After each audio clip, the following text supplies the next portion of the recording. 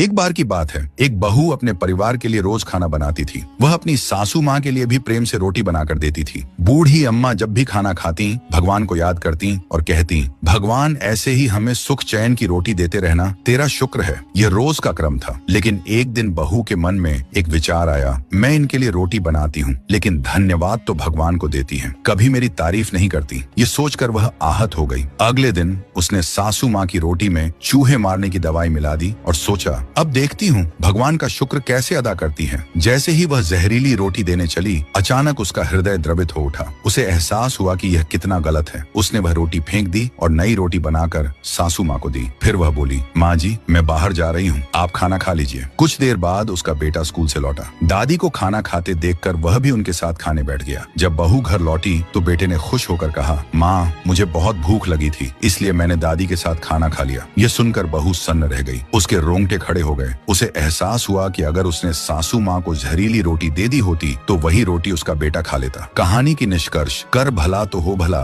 जो जैसा करता है वैसा ही फल पाता है।